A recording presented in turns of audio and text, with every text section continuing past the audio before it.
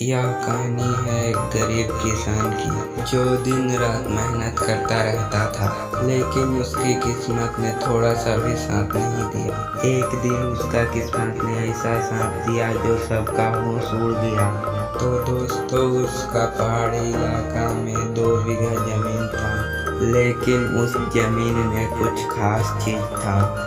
उस खेत के बारे में जैसे ही सरकार को पता लगा कि उस जगह में कुछ कीमती चीज है, तो उसे तुरंत ही सरकार ने 5 करोड़ रुपए दे दिया।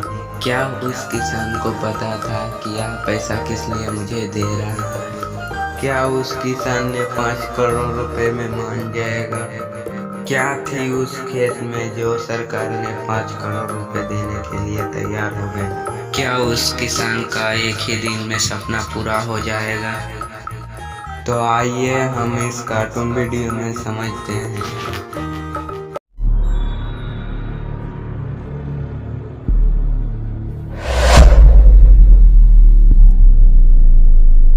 तुम जाकर भैया भाभी को बुला लो, फिर हम दोनों मंदिर चलते हैं। थोड़ी ही देर बाद राजा राम और उसकी पत्नी सुमित्रा मंदिर के लिए निकल जाते हैं।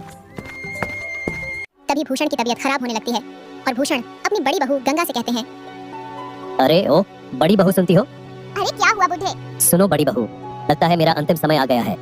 मेरी तबीयत ठीक नहीं लग रही है। तुम जल्दी से राजा राम और सुमित्रा को घर वापस बुला लो। वो दोनों ज्यादा दूर नहीं गए होंगे, क्योंकि मुझे तुम लोगों को कुछ बताना है। तभी गंगा कुछ देर सोचती है। लगता है इस बुढ़े के जाने का समय आ गया है और ये जायदाद का बंटवारा करना चाहता है। यही सही समय है सारी जायदाद हड़पने का। हम दोनों पति पत्नी सारी संपत्ति हड़प लेंगे और दूसरे गांव में खुशी खुशी रहेंगे। तभी गंगा जाकर अपने पति भोलाराम को सब कुछ बता देती है और भोलाराम अपने पिता के पास आकर बोलता है, क्या हुआ पिताजी, तबीयत ज्यादा खराब है क्या? हाँ बेटा, इसीलिए मैं संपत्ति का बंटवारा करना चाहता हूँ। जल्दी से राजा राम और उसकी पत्नी सुमित्रा को बुला लो। पिताजी मैंने देखा, पर वह दोनों कहीं दूर दूर तक नजर नहीं आ रहे थे। आप हमें बता दीजिए, हम वे दोनों को बता देंगे। अच्छा ठीक है, तुम दोनों मेरी बात ध्यान से सुनो। मैंने और तुम्हारे माँ ने तुम दोनों के भविष्य के लिए बहुत से पैसे जमा किए थे, ताकि तुम दोनों को पैसों की कमी महसूस न हो। लेकिन तुम्हारी माँ ने मुझे बताने से मना किया था, ताकि तुम दोनों खुद मेहनत करके पैसे कमाओ। लेकिन ये मेरा अंतिम समय है, इसलिए मैं तुम दोनों को धन के बारे में बताना चाहता हूँ। हाँ पिताजी, जल्दी बताइए। तो तुम दोनों ध्यान से सुनो। मैंने और तुम्हारी माँ ने धन को मिट्टी के बर्तनों में छुपा दिया था, ताकि कोई उसे चुरा ना ले। इतना कहकर भूषण अपने प्राण त्याग देता है। ओ बूढ़ा, कम से कम इतना तो बता देता कि कहाँ छुपा के रखा है उसे धन को। चलो कोई बात नहीं, किसी न किसी तरह से हम उसे धन को ढूंढ ही लेंगे। सुनिए जी, अब आप सब अपने छोटे भाई को मत बताइएगा। मैं जैसा कहती हूँ वैसा ही बोलना। इसका मतलब मैं अपने छोटे भाई को इस धन के बारे में कुछ भी नहीं बताऊंगा। क्या तुम्हारी ऊपर की खोपड़ी खाली है क्या? मैंने कहा ना, जैसा मैं बोलूंगी वैसा ही बोलना। लेकिन हम उस धन को इस पूरे घर में कहाँ ढूंढेंगे? वह भी राजा राम के रहते हुए, उसे भी तो पता चल ही जाएगा ना। इस बात की आप बिल्कुल चिंता मत करो, बस मेरी बात ध्यान से सुनो। इतना कहने के बाद गंगा भोलाराम को धन को ढूंढने की तरकीब बताती है। अरे वाह भाग्यवान, वाह, मानना पड़ेगा तुम्हारे दिमाग को। तभी भोलाराम सुमित्रा मंदिर से वापस घर लौट आते हैं। अरे पापा जी, क्या हो गया आपको? पिताजी आप हमें छोड़कर क्यों चले गए? अब हमारा क्या होगा पिताजी? तभी यह सब देखकर राजा राम कहता है, पिताजी उठ जाओ। पिताजी, भाई ये सब कब हुआ? तुम्हारे आने से 10 मिनट पहले। पिताजी की तबीयत बहुत खराब हो गई थी और पिताजी हमें छोड़कर चले गए।